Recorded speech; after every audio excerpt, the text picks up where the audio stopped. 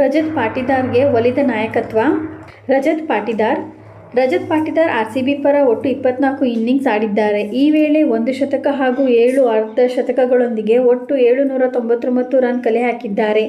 ಇದೀಗ IPL mega ಹರಾಜಿಗೂ ಮುನ್ನ ಪಾಟಿದಾರ್ಗೆ ರಾಜ್ಯ ತಂಡದ ನಾಯಕತ್ವ ಒಲಿದಿದೆ.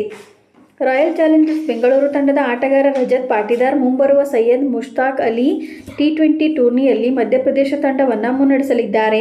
ನವೆಂಬರ್ 23ರಿಂದ ಶುರುವಾಗಲಿರುವ ಈ ಟೂರ್ನಿಗಾಗಿ 15 ಸದಸ್ಯರ ಮಧ್ಯಪ್ರದೇಶ ತಂಡವನ್ನು ಘೋಷಿಸಲಾಗಿದ್ದು, ಈ ತಂಡದ ನಾಯಕರಾಗಿ ಪಾಟಿದಾರ್ ಆಯ್ಕೆಯಾಗಿದ್ದಾರೆ.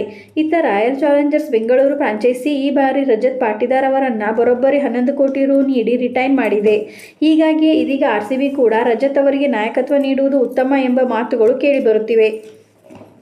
RCB ತಂಡದಿಂದ ನಾಯಕ್ ಫಾಫ್ ಡು ಪ್ಲೆಸಿಸ್ ಹೊರಬಿದ್ದಿದ್ದಾರೆ. ಇದೀಗ ತಂಡದಲ್ಲಿ ವಿರಾಟ್ ಕೊಹ್ಲಿ ಜೊತೆ ರಜತ್ ಪಾಟಿದಾರ್ ಕೂಡ ಇದ್ದಾರೆ. ಪಾಟಿದಾರ್ ಸ್ಥಿರ ಪ್ರದರ್ಶನ ನೀಡುತ್ತಾ ಬಂದಿರುವ ಆಟಗಾರ. ಹೀಗಾಗಿ ಅವರಿಗೆ ನಾಯಕತ್ವ ನೀಡಿ ಪರೀಕ್ಷಿಸುವುದು ಉತ್ತಮ ಎಂದು ಟೀಮ್ ಇಂಡಿಯಾದ ಮಾಜಿ ಆಟಗಾರ ರಾಬಿನ್ ಉತ್ತಪ್ಪ ಅಭಿಪ್ರಾಯಪಟ್ಟಿದ್ದಾರೆ.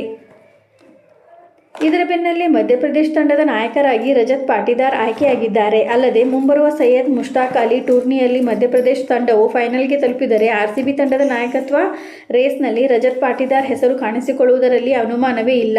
ಹೀಗಾಗಿಯೇ ಸಿಕ್ಕ ಅವಕಾಶವನ್ನು ಪಾಟಿದಾರ್ ಹೇಗೆ ಬಳಸಿಕೊಳ್ಳಲಿದ್ದಾರೆ ಎಂಬುದನ್ನು ಕಾದು ನೋಡಬೇಕಾಗಿದೆ. ಮಧ್ಯಪ್ರದೇಶ T20 ತಂಡ ರಜತ್ ಪಾಟಿದಾರ್ ನಾಯಕ, ಅರ್ಪಿತ್ ಗೌಡ್, ಹರ್ಪ್ರೀತ್ ಸಿಂಗ್, ಶುಭ್ರಾಂಶು ಸೇನಾಪತಿ, ವೆಂಕಟೇಶ್ ಅಯ್ಯರ್, ಅವೇಶ್ ಖಾನ್, ಕುಮಾರ್ ಕಾರ್ತಿಕೇಯ, ಕುಲ್ವಂತ್ ಕೆಜ್ರೋಲಿಯಾ, ರಾಹುಲ್ ಬಾತಮ್, ಅಭಿಷೇಕ್ ಪಾಠಕ್, ಪಂಕಜ್ ಶರ್ಮಾ, ಶಿವಮ್ ಶುಕ್ಲಾ, ಕಮಲ್ ತ್ರಿಪಾಠಿ, ತ್ರಿಪುರೇಶ್ ಸಿಂಗ್, ವಿಕಾಸ್ ಶರ್ಮಾ. ಇದೇ ರೀತಿ ಮಾಹಿತಿಗಾಗಿ ನಮ್ಮ ಚಾನಲನ್ನು ಸಬ್ಸ್ಕ್ರೈಬ್ ಆಗಿ ಮತ್ತು ಶೇರ್ ಮಾಡಿ. ಧನ್ಯವಾದಗಳು.